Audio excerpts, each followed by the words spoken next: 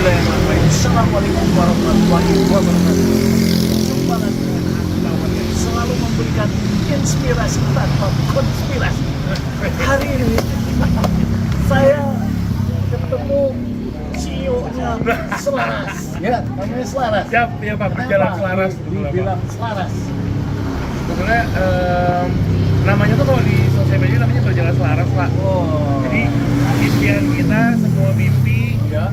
semua kepengen, semua ide itu berjalan selaras sama teman-teman yang datang. Oh, mimpinya apa tuh? Mimpinya kan macam-macam Pak. Misalkan Macam-macam. orang yang pengen mimpi, misalnya kan namanya kita ngopi zaman sekarang kan Ya. bukan kopi Om. Oh, Ngopi itu kan berarti mau ada cuan juga, efeknya ngopi. betul.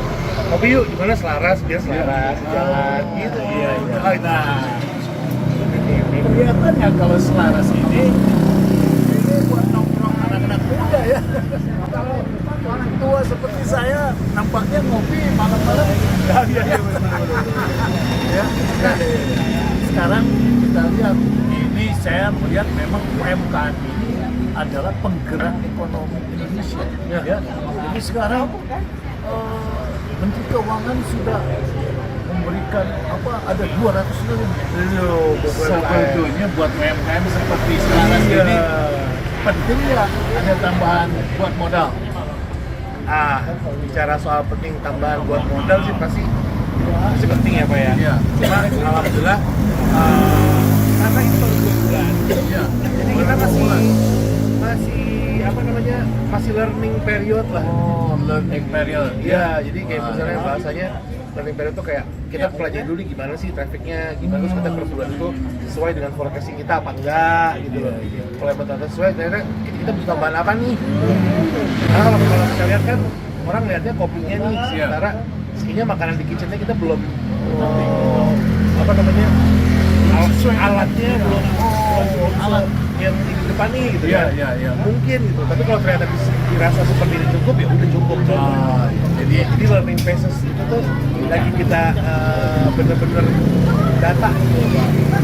dalam 2 bulan ini apakah bisa alhamdulillah ini tenaga kerjanya berapa orang? Betul ya.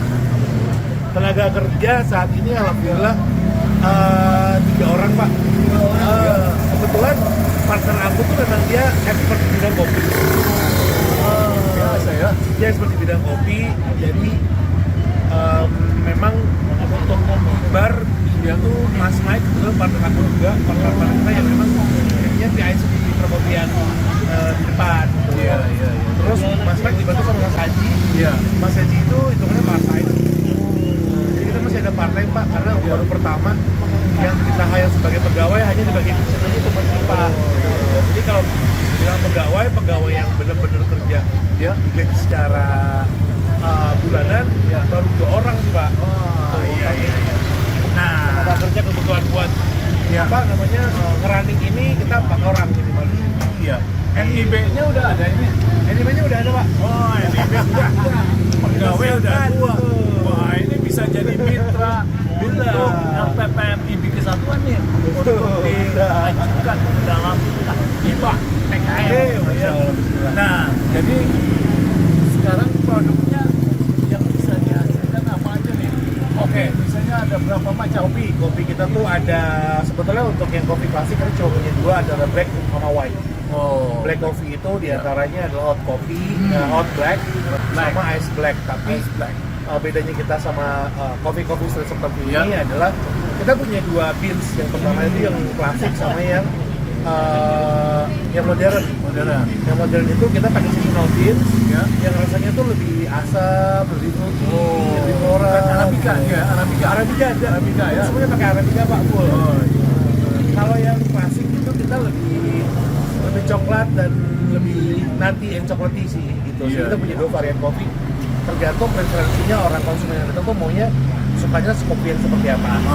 Misalnya saya sendiri tadi minum kopi Magic. Magic ya. Ya, bagus juga nih.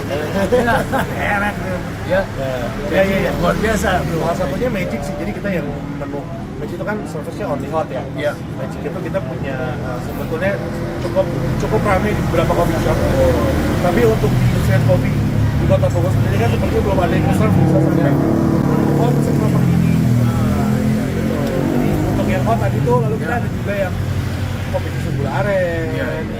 beneran orang yang ya apa namanya aman-aman aja lah. Iya.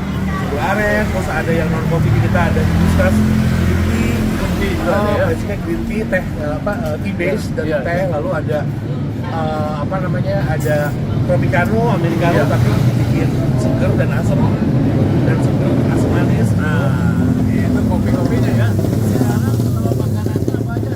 Makanannya kita ada kreasi dari Indomie. Ya. Indomie kita cuma punya dua, Indomie goreng biasa sama goreng rendang. Wah, ada rendangnya ya. Oh iya, ada rendangnya. Luar Terus biasa. ada nasi ayam rempah, dia nasi ayam pakai telur, pakai tempe orek dan juga Harganya pakai juga. gitu. Harganya kelihatannya hanya Harganya ya karena kita di pinggir jalan Pak ya. Iya.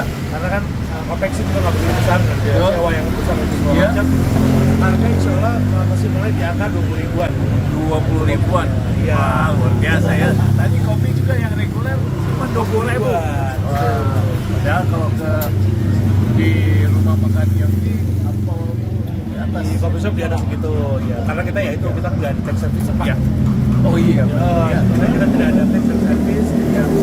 Kita masih bisa main harga di atas gitu. Nah, ini kan di pinggir jalan nih, di pinggir jalan Surya Kencana. Ya, Betul. Dekat. IB Kesatuan. Deket banget. Jadi ada masalah keamanan nggak nih? Kalau keamanan, ini kita minta izin sama warga setempat Pak. Oh. Kebetulan yang pengurus UMKM di Rangga Gading ya. Kemung Cincau. Yang Kampung Ya. Cincau itu Ya.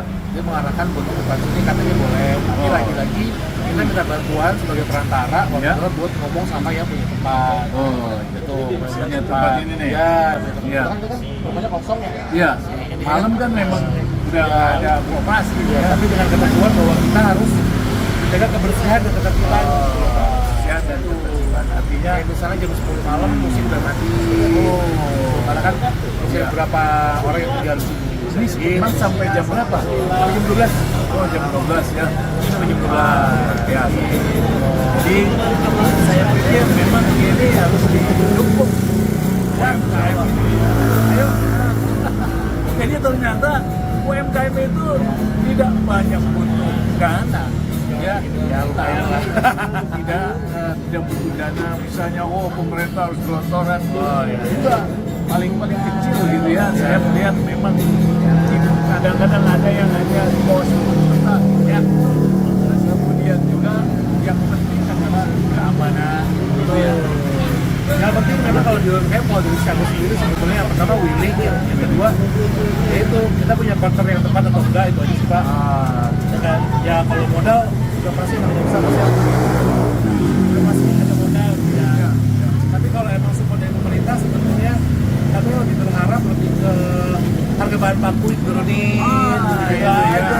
Bahan baku. Bahan baku diturunin, Iya. gitu aja kita UMKM harapnya gitu. Karena kan kalau jujur kami sebetulnya juga mulai ditawarin sama bank, Ya. kita juga maju mundur kan, karena kan kita punya kewajiban juga. Ya.